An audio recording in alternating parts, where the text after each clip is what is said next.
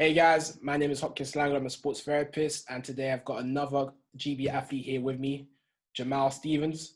I'll just like to say I've known this guy for a few years now, and he was one of the first athletes I've actually worked with 3 years ago, I believe, Crystal Palace.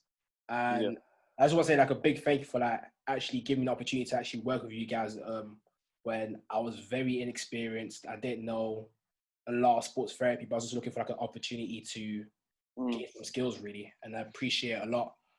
And my first question is going to be just explain who you are and how you got to where you are today.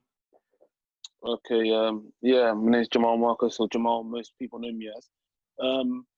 Uh, for me, I've always been into sport. I've always been a sporty person. It's kind of in my family.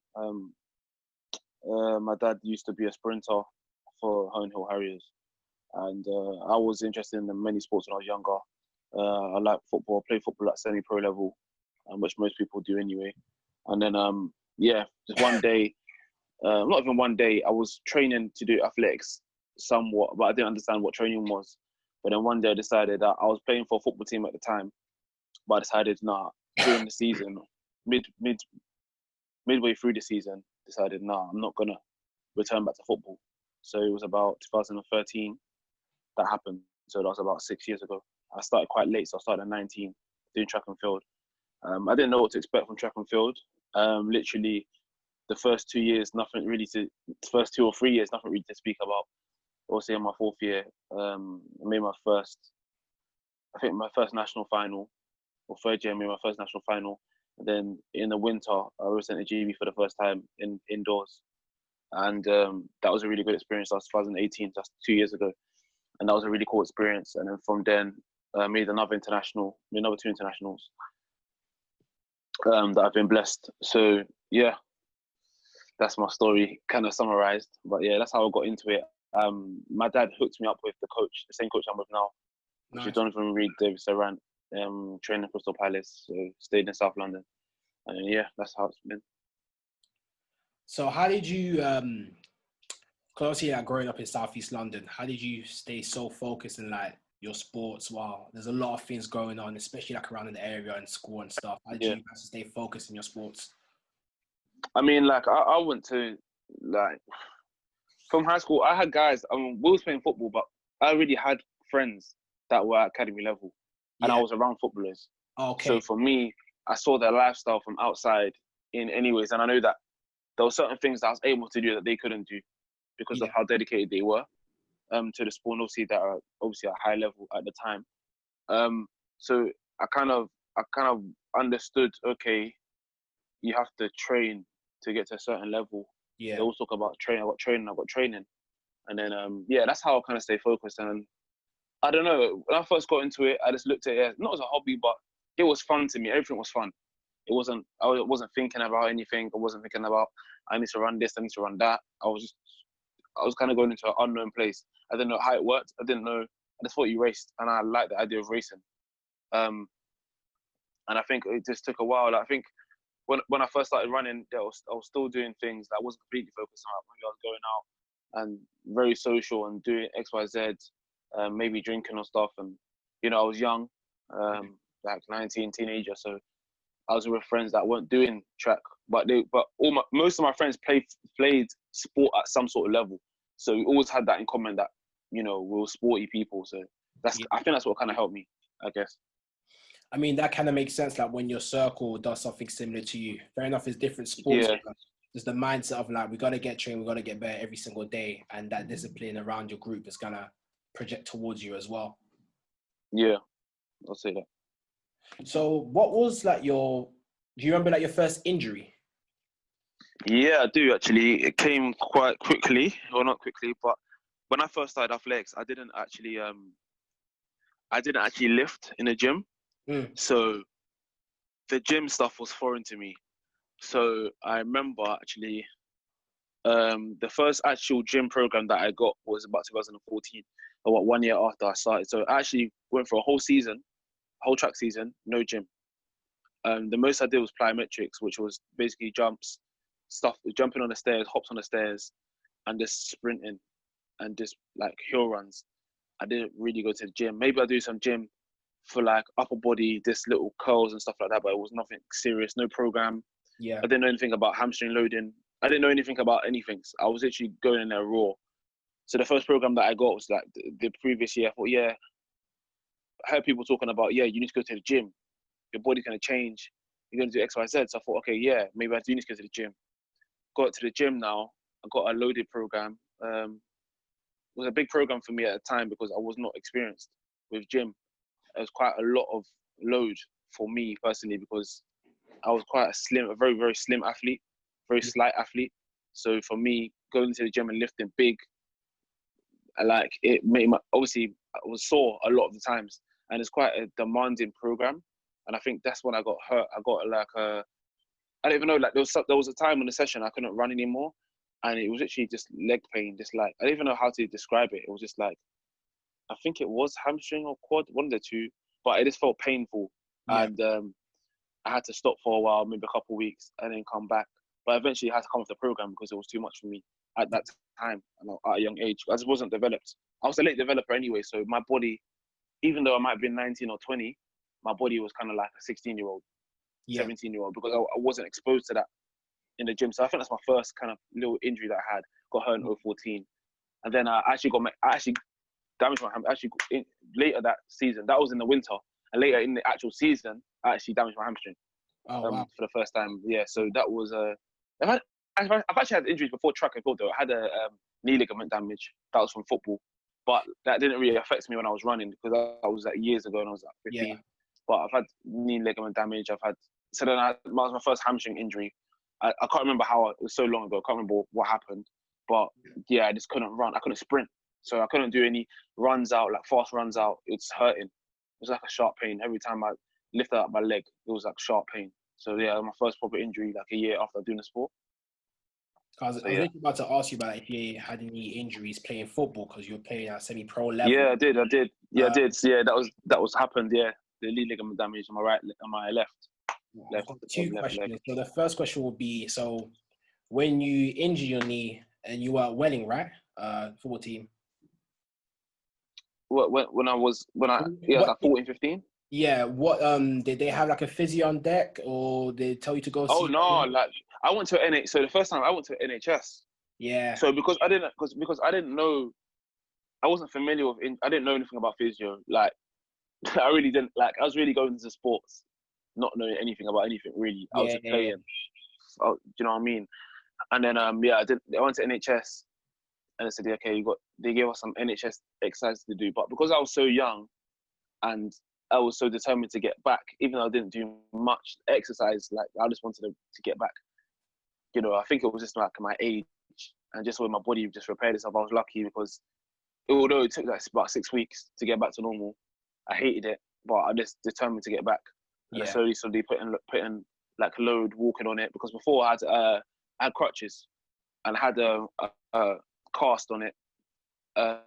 That's what the NHS gave me because I didn't actually know any physios at that age. So that was the first memory of an injury that I had. Because I've experienced like a knee injury as well, and I went through the NHS. I had to get like a whole ACL surgery, so it's a very long process.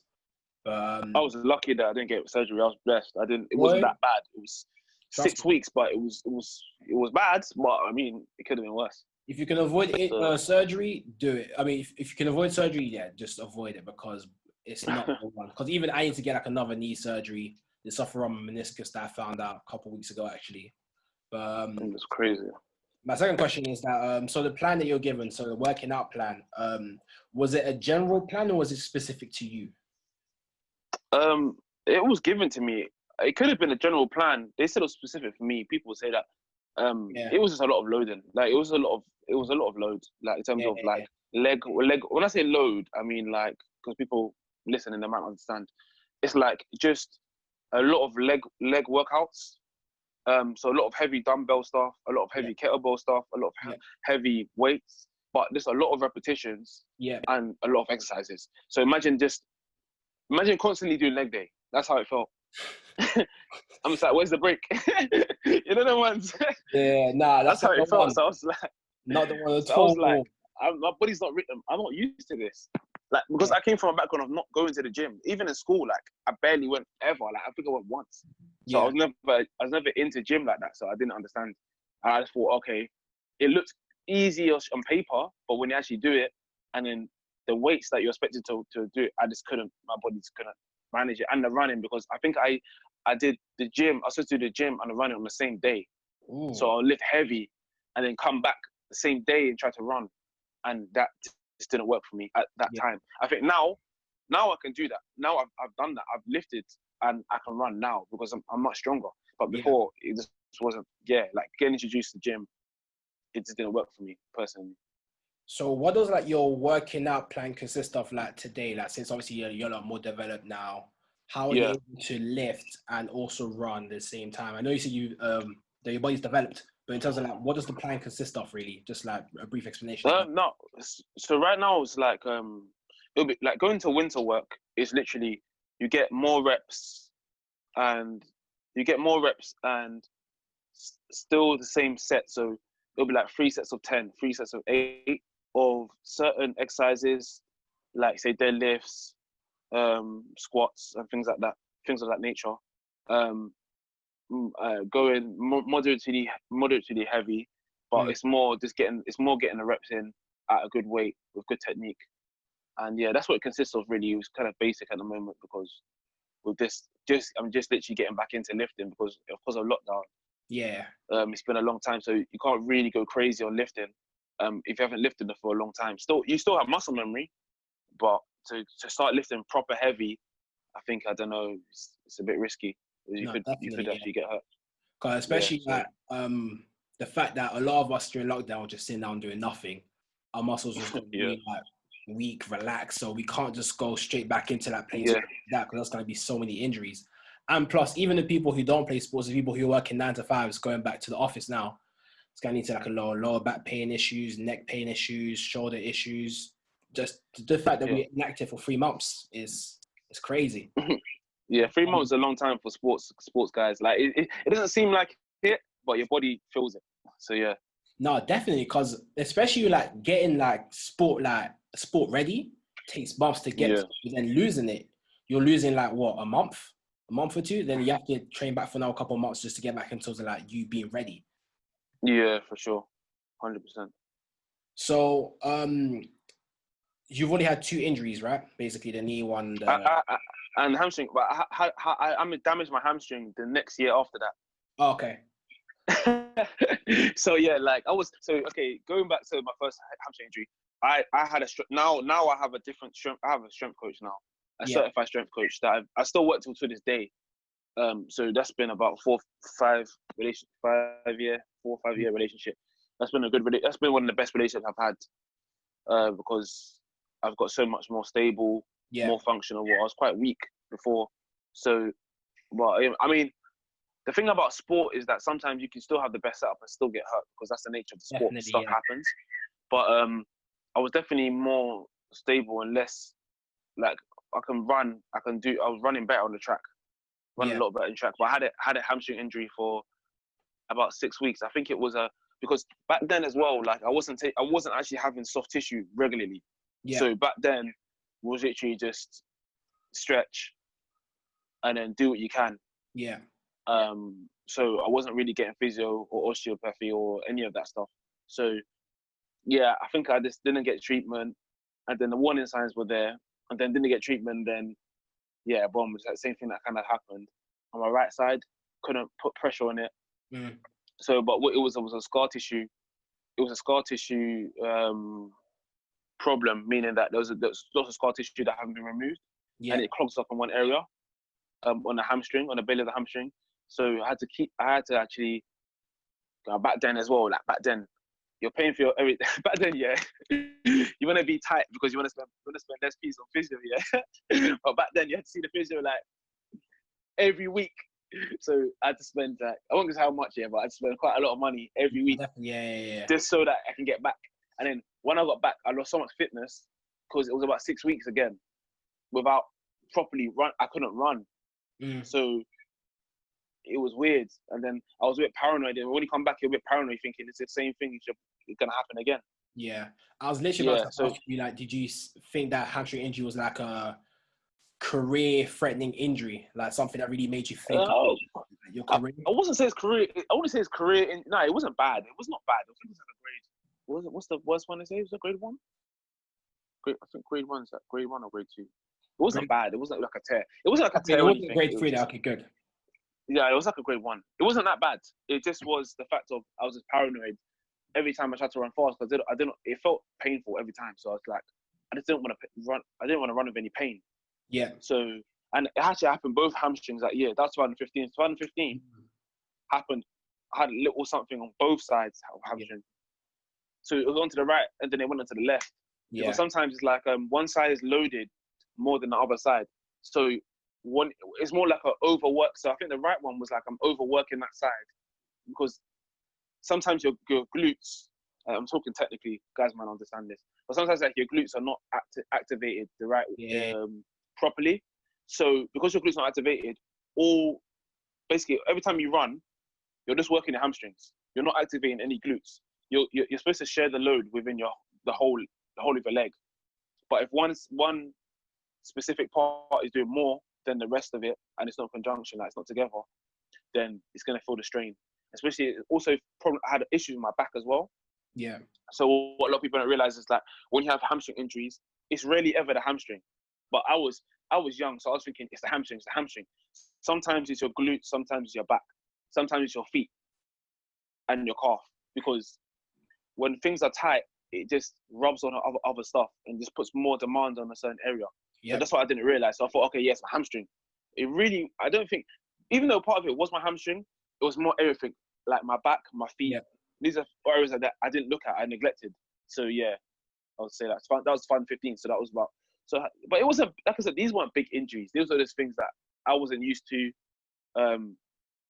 Like I said, the first year I had no issues, just running, no gym. So I thought, okay, cool. This is not easy, but I mean, I ran to a decent level. Thought, okay, this is not bad. I can get better. I can run these times, and yeah. I mean, 'cause I tell like a lot of people that the glutes are like a very, very important muscle for like any Very lower limb important. injury. Majority of the time, it's your glutes. If you work on your glutes, you can fix a lot of them. But also, from what you're telling me, it just sounds like when you got into like athletics, you didn't really have the knowledge in terms of like how to take care of the body, how to No, strengthen it up and everything, which caused you to like no, get these injuries. But thankfully, you met the right people who can help you and guide you yeah, to get you to the yeah, right for place, sure. which is really, really good. So, when was the first time that you actually started like seeing like a physio or sports therapist? It must have been around the time I was speaking to you about. It must have been, I think, 2014. So Yeah, 1 year after. So basically, 2013. I'm not sure if I saw. I might have seen one in 2013, but I honestly can't remember. So long ago. But 2014 is the one I remember because that's when I was getting hurt. So I needed physio a lot. So yeah, that was the first time, 2014. For me personally, that I know of. Even though there might have been earlier times. But that's the one that I realized that, okay, yeah. Because for me, it's like you have to get used to massage pain. That was the one time I thought, yeah, okay, this is what, the guy was quite tough. So I was like, okay, this is what sports massage is. Because I thought it was relaxing, innit? yeah, Until 2014. Then I realized, okay, raw, these men are getting into my muscles. So yeah, I thought, yeah. okay, cool. Not very It's different relaxing. now. It's different. Yeah. Them times you can't handle it, so you're squirming. Yeah. Yeah. So yeah, 2014. I'll say 2014 really, my first time properly. How important do you think it is to have like a physio or sports therapist like to get like so like treatments like this like during like your training like throughout the year? Oh, 100%. Like without it, you're struggling. You're struggling big time. Like especially if you're training hard, um, doing hard workouts. Even if you're not doing hard workouts, just the way your body is. Because what people need to realize is that okay, you have your training stress, which is going to change your body. Then you have your life stress. So you might not be in a situation where most of us aren't millionaires or billionaires for what we do, in sense of sports. You get even if you are, you're still need physio anyway. But I'm saying most of us have life stresses. So on top of that, you're stressing your body for your nervous system, and you're stressing your body for your physical demands. So you're gonna need some way of releasing that tension. You actually need it. It's so important. Like, I would never have made it to that level without physio. Like no physio or anything like that. That's because although your body can heal itself and all that stuff, you can't rely on just stretching alone. Even though stretching is really good, you can do self-management for a certain period of time, but you couldn't go a whole year. I don't think a whole season. Maybe some people have. Let me not say. Some people probably have, but for most people's bodies, I think it's really important. I think it's like integral, personally. So, No, yeah. definitely. Like you said, it's right. Like getting some soft tissue work, for example, on like your hamstring, which has scar tissue, will really help out a lot. And just in the sense that the way I explain it to people, like, you know, you say you have your physical stress, you got your life stress, you got mental stress as well. And everyone sort of like takes care of their health differently. So for example, physical health, we go to the gym and stuff, but then taking care of our body, we sleep. But there's also like our muscles need to get some sort of treatment. So i.e. the Yeah. massage, maybe the foam rolling, stretching, Yeah. all of these combine to help to really take care of the body, which I think is very important. And that's something that Yeah. also I feel like that needs to get spoken about a lot more to like youth athletes as well. From like, Yeah. obviously, let's say that there are like 12 or whatever, just do that simple stretches. But when they get to like 15, 16, where it's like, oh, you need to take sports a bit more seriously now if you actually want to become a professional or take it to the next level. Some of these conversations need to be spoken about a lot more. What's going to ask next? Also, you went to Japan this year, right? At the start of the year? No, I went last year, you know. I wish I went this Last year. Yeah, man. Yeah, I went last year, how fortunately. was that? COVID messed up my plans this year, man. Bro, I know, COVID. man. I know. But yeah, no, I went Japan 2019. It was Yeah. May, you know. It was May. Those times there, I was in my third year of uni, you know. So Oh, really? it was tough. It was, yeah. I graduated last year in Congrats, July. bro. But yeah, thank you. I was in biochemistry, so yeah, I'm a scientist. On biochemistry. But yeah. And you ran. But Bro, how did you find time? yeah, I had exams. I literally had exams because what stressed me out was the Wi-Fi was so weak and the time difference was so mad that I just couldn't get any proper work done. Like maybe I could have, but it just felt rushed. But Japan was real cool experience. Like it was a real cool experience. Let me not lie, like, it was just different. Yeah. Sometimes it didn't feel like it was there, but the flight was so long. Though. Oh my god, I hate the flight. I don't like flying for long, so How long was for the me flight? it was. It must have been like 10 hours, man. Must have been. Oh, Yeah, man. It must have been like 10 I hours. done a flight to Canada last year. I done a year abroad last year, innit? And the flight was like 6 hours, so it wasn't too bad. But yeah, it wasn't too bad. But I think it was 10, 11 hours. It was long, man. It was long. It was long because you're going all the way to east. So Japan, like, is really like, I wouldn't say it's near Australia, but it's on that side. Yeah. So I think Japan to Australia is not that far. I think it's like a few hours. Yeah. Like 4 or 5. So you went something like that, but with Team GB, right? Yeah, well, yeah, I went for World Relays. It's a competition called World Relays. So the best people in the world go. It's a relay championship. So no individual races going on. Even though some people go to Japan early to race, it was just a relay. It was a relay thing, relay camp, and then obviously you're racing, we're competing against the top guys in the world. How was like the Team GB camp there in terms of like the facilities, the specialists they had there, and everything? Yeah, mate. They built their own physio team, so like I've been blessed as well. Like every time I've had competitions to have been a part of, obviously getting looked after. I think it makes a difference as well, like, especially in terms of competition. Having a physio is there and an osteo is there. I'm more of an osteo man personally. Soft tissue is good for me, but I have alignment issues. Oh, so for me, osteo is actually more beneficial for someone like me because of the way my spine is. Even though soft tissue, I still need both. But if I had to choose, right now I'm an osteo because of the way my back is, it's a bit messed up. Yeah. But that's another story. But so having that support there makes a big difference. Like without that support, because I felt good when you get physio or whatever, osteo, like you're feeling good every day. Yeah. Depends on, obviously, sometimes when you get treatment, you know, the next day you're feeling a bit sore, which is normal. But sometimes, like, if you're doing a little bit here, a little bit there, you actually feel you're ready to go every day. And that improves the quality of the training. Plus, it gives you that security and confidence, right? Oh, 100%. When you're feeling good as an athlete, there's nothing tight. You're ready to go. It's just different. So how did you place in the relay competition there, and how was it like? But Just the whole experience, really. yeah, I can't remember where the whole experience was really cool.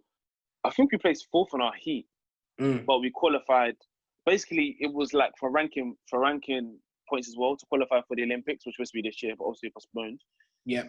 So obviously, yeah, we did enough to qualify for the Olympics for all relays because there was a mixed relay, there was a men's relay, there's a women's relay, there's a four.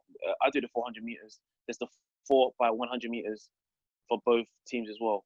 Yeah. All of our teams literally got through. For the 4x4 men, can't remember we qualified. I can't remember where we finished. We made the final fifth, fourth, fifth. It wasn't great, but it was early in our season, and a lot of people weren't sharp, you know. And Japan obviously gets time to get. It was my first time really away as far as that. So my body, the way my body responded after Japan was crazy. It took me a long time to bounce back. I don't know why it was like I just didn't travel well, but it's my first experience. I think when I go to the next, I'll be fine. But everyone's different when it comes to traveling, so that's the thing you got to take about. But the whole experience was cool. Like Japanese food, the culture, moving around, seeing certain towns. Went to Yokohama, went to Tokyo as well. We got to go to Tokyo, and we actually see like some of the stuff that was being built at the Olympic Village, which was really cool, and some of the stadiums that are going to be used. I'm hoping that COVID actually releases so you can actually have it next year because you know it's still unknown for many of us. But hopefully that the show actually goes on and you know we can visit Japan again. Hopefully, definitely, man. That's the prayer that everyone's been having, man. Just for COVID just to go away and for us to like just go back to normal life, man. Literally, I don't think it'll be normal, but it just so that people you know stop dying and start stabilizing. I think the economy as well is gonna take a big hit. Everything, man. Just yeah. Big recession now as well. Yeah. But what was I gonna say? I was also gonna ask them, how have you been staying in shape during lockdown? Yeah, I've been doing a lot of home workouts. You know, I've been doing a lot of home workouts, staying in good shape. I've been doing a lot more circuits.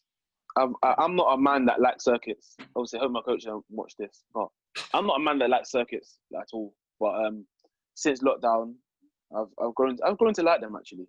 Yeah. Love ab circuits. I don't really like circuits. I think it's long, but yeah, I'm doing a lot more. Doing a lot more circuits. There's a home gym, my friend's home gym that I use at the moment, which has been cool. So I haven't actually gone to the actual main gym. And I think in these temperatures, I don't think I'm going to. If I'm going to go home gym, if I'm going to go to normal gym, I'm going to wait for temperatures to cool down a bit. Just traveling around and going to the gym is just a bit crazy right now. But yeah, man, I've been keeping in shape. I did put on a little bit of weight, but I think I'm losing it now. So yeah. It's cool. Sorry, man. I mean, this time for you to lose that quickly. And my final question to you is that when is like your next like competition that you need to start preparing for? 'Cause I know Olympics are going to be next year, hopefully in Jesus' name. Yeah. But there's usually like winter competitions which are going to happen. Is there anything? Yeah. Have they spoken about that yet, or are you just training? We always train towards something. I mean, right now with COVID as well, it's kind of hard to plan properly because certain things might be postponed last minute. But right now, I'm preparing for winter training, going into winter training now, which is very early. But I'm preparing for winter training so that I can race indoors. There's 2 projected competitions supposedly going ahead. When I say supposedly, I hope that they do go ahead. But one of them is in China. So when there's supposed to be a March in China, that's the World Indoor Championships.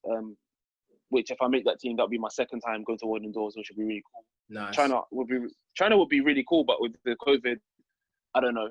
And then there's supposed to be European Indoor Championships, literally a couple of weeks apart, and that's supposed to be in Poland. So those are the 2 big competitions that will happen in March, and really you're going to start racing in January. So racing in January, which is only a few months away. But yeah, I think that's what I'm heading towards. If those competitions are on, that's what I would like to. Either or, you know, I'm not really fussed. I would like to make a European indoor. I didn't make a European indoors because I didn't actually compete indoors at the nationals last year, and even this year I didn't even go. So it's been 2 years. So next year will be my 3 years since I made a team indoors, because I haven't ran indoors since that team, if that makes sense. I actually haven't ran indoors properly at nationals. So yeah, hopefully I can get back indoors and do it. What's that?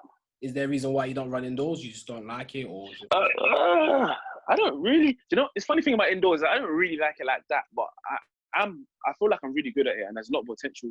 There's a lot more that I can give indoors in terms of my performances, my times, and it's the way I execute the race.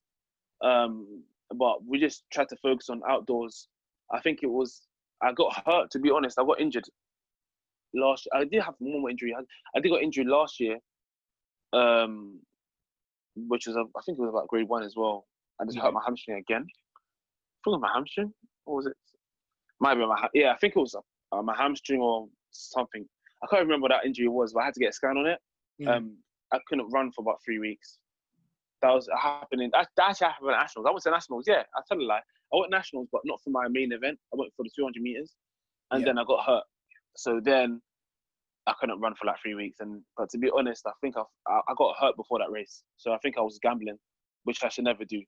Yeah. As athletes, we shouldn't gamble on our bodies, but sometimes you're like, it's nationals. I need this. Like, you just go for it, and then it's like, And also, I just want to quickly touch up on, because I didn't know that you graduated from uni last year, so you were actually juggling. Yeah. Like, you're juggling the student athlete stuff.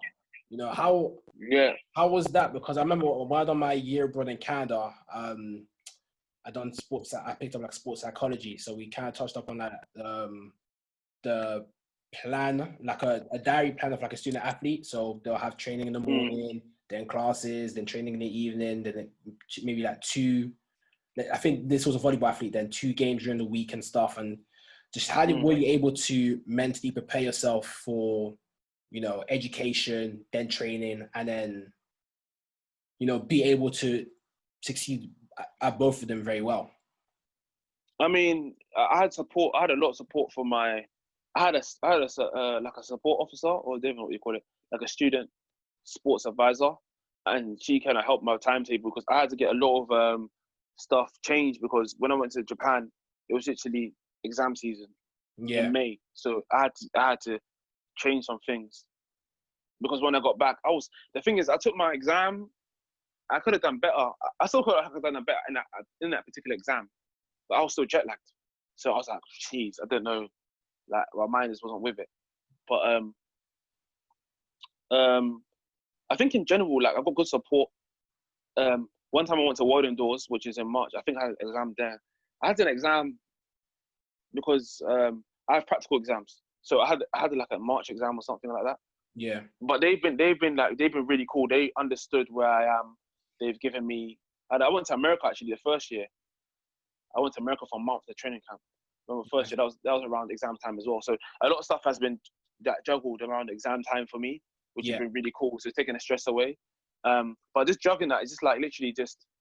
I think it helps in a way, because I don't have to think about track all the time. I can think about other things and do my other work. And also have good teammates, so they would help me out. if I miss out on stuff, they'll help me like record lecture notes and things like that. I had good friends around me, uni friends that was able to help me out as well. So it's not just me, it's just people. I think it's more support, the support that you have around university that's really helped me. Because I think if I was doing it by myself and I didn't tell anyone, it would have been difficult. So I'm glad that I was transparent with my uni.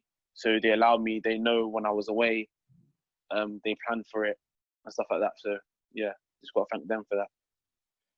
That's really good, man. Thank you very much for doing this interview for me. I really appreciate, bro. Thank you a lot. And no worries, man. My pleasure, man. Yeah. I'll talk to you in a bit.